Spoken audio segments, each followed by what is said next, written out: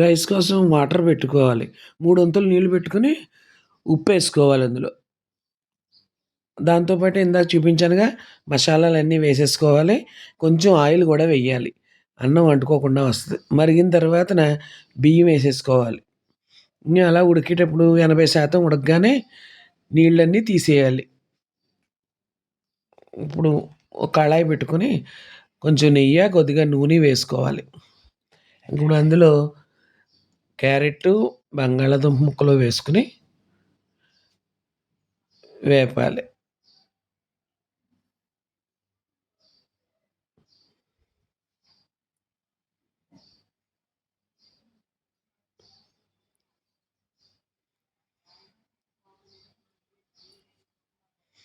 కొంచెం సాల్ట్ ఏసుకోవాలి దానికి సరిపడగా. అందులో రైస్‌కి సరిపడా ఉప్పు ఏసేసుకున్నాం గదా! ఇప్పుడు కూరకు సరిపడగా వేసుకోవాలి ఇందులో. తర్వాత కొంచెం ఉల్లిపాయ ముక్కలు, ఇందాక చీరి పెట్టుకున్నాను గదా! ఉల్లిపాయలు, పచ్చిమిరపకాయలు, కరివేపాకు వేసేసుకొని బాగా వేగనివ్వాలి. కొత్తిమీరను గూడా వేసుకోవాలి. ఇప్పుడు బాగా వేగనివ్వాలి. బాగా మగ్గనిచ్చి అందులో కొంచెం గరం మసాలా వేసుకోవాలి. కొంచెం అల్లం వెల్లుల్లి పేస్ట్ గూడా ఒక చెంచాన్నర, ఒక చెంచాన్నర పెద్ద చెంచా అయితే 1 లేదంటే 2 చెంచాలు వేసి కొంచెం వేపుకోవాలి. పచ్చి వాసన పోయేదాకా అల్లం వెల్లుల్లి పేస్ట్ వేపుకొని అందులో నుంచి సగం కూర తీసేసుకొని అప్పుడు రైస్ ఏసుకోవాలి. సగం తీసి పక్కనెట్టుకొని ఒక పొర రైస్ వేసేసాను. ఒక పొర రైస్ అలా అన్ని వైపులకి సర్దేసుకోవాలి. ఇప్పుడు మళ్ళా కొంచెం కర్రీ వేసుకుందాం. మళ్ళీ 4 పక్కల బాగా సర్దుకొని మళ్ళీ రైస్ వేసుకుందాం.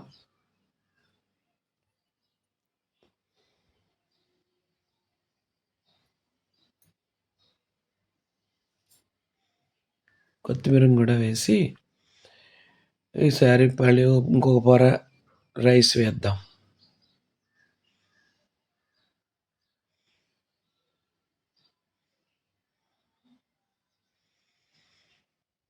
కూరంతా కప్పిలా వేసేసుకొని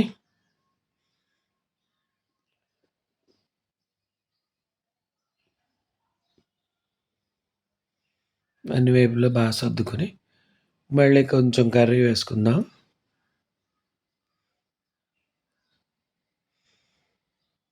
హ్మ్.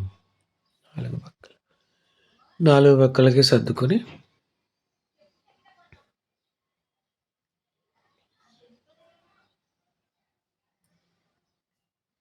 జీడిపప్పు, కొత్తిమీర, కరివేపాకు ఇవన్నీ వేసుకొని మళ్ళా రైస్ ఏసేసుకొని మళ్ళీ దాని మీద గూడా కొంచెం కొత్తిమీర వేసి మిగిలిన కర్రీ గూడా వేసేసుకోవటమే.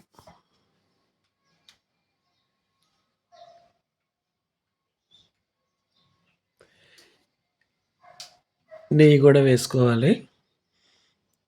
నెయ్యి ఎంత ఎక్కువుంటే అంత బావుంటది.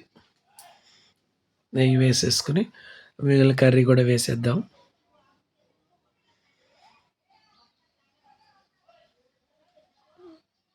మొత్తం అంతా వేసేసి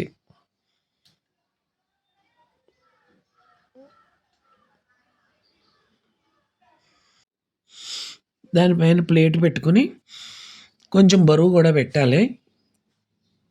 బయటకి ఆవిరి గట్రా రాకుండానే. 10 నిమిషాలు ఇలా ఉంచుకుంటే బిర్యానీ రెడీ అయిపోద్ది. దమ్‌లో ఉంచుకుంటే.